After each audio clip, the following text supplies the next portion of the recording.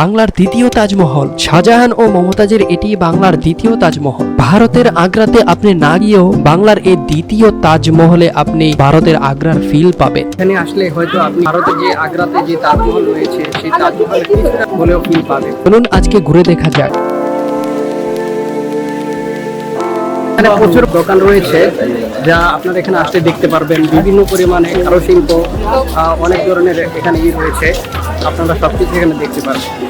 খুবই দারুণ। তাজমহলে প্রবেশ করার আগেই এই রাস্তাটার ডান পাশে চোখে পড়বে সারি সারি নানা ধরনের দোকান। এখানে পাওয়া যায় ফুল, খেলনা, স্মৃতিচিহ্ন থেকে শুরু করে হালকা খাবার, সব মিলিয়ে জায়গাটার পরিবেশটা একদম উৎসব মুখর। এই দোকানগুলোই বুঝিয়ে দেয় সামনে আসছে এমন এক জায়গা যেটা দেখতে প্রতিদিনই মানুষ ভিড় জমায়। প্রবেশ চিহ্ন অতিক্রম করার পর এই লম্বা গলিটা যেন আপনাকে ধীরে ধীরে নিয়ে যায় মূল আকর্ষণের দিকে। আর গলির শেষ মাথাতেই টিকিট কাউন্টার, যেখানে প্রতিদিন অসংখ্য মানুষ 200 টাকা দিয়ে কিনে নিচ্ছেন এই অভিজ্ঞতার প্রবেশাদি। টিকিট কাউন্টারের লাইনে দাঁড়িয়ে আপনাকে কিনতে হবে তাজমহলের প্রবেশ টিকিট। টিকিট কেনা শেষ, টিকিট হাতে নিয়ে যখন মূল গেট পেরিয়ে বের হন, ঠিক তখনই চোখের সামনে ধরা দেয় শাহজাহান আর মমতাজের সেই অমর ভালোবাসার ছবি। এই জায়গাটায় দাঁড়িয়ে অনেকেই ক্যামেরাবন্দি করছে তাদের স্মৃতি, ঠিক যেমনটা ইতিহাস ধরে রেখেছে ভালোবাসার গল্প। শাহজাহান আর মমতাজের ছবিটা দেখে যখন বাম দিকে তাকাবেন, তখন এক মুহূর্তের জন্য আপনার মনে হবে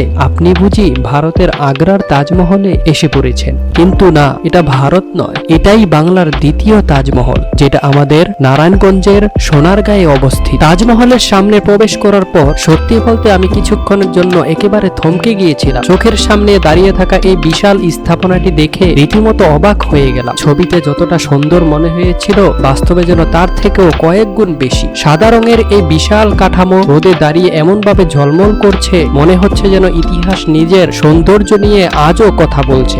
এক মুহূর্তের জন্য ভুলেই গিয়েছিলাম আমি বাংলাদেশে আছি। মনে হচ্ছিল সত্যিই কি আমি আগ্রার তাজমহলের সামনে দাঁড়িয়ে আছি। আমার চারপাশে তাকালেই দেখবেন আমার মতো আরো অনেক দর্শনার্থী ঠিক একই অনুভূতি নিয়ে দাঁড়িয়ে আছে। কারো চোখে বিস্ময়, কারো চোখে আনন্দ, আবার কেউ কেউ নিঃশব্দে শুধু তাকিয়েই আছে এই সৌন্দর্যটা উপভোগ করার জন্য। গম্বুজের দিকে তাকালে বোঝা যায় কত নিখুঁতভাবে প্রতিটা অংশ তৈরি করা হয়েছে।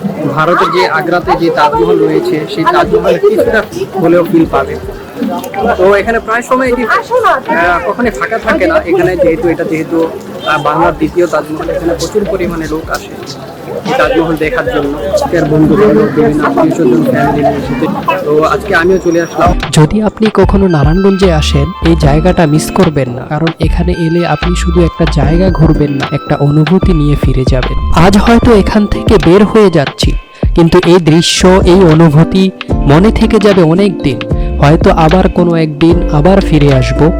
আপনি যদি এখনো এখানে না এসে থাকেন, তাহলে একটা কথা বলবো, সময় করে একবার হলেও এসে দেখুন।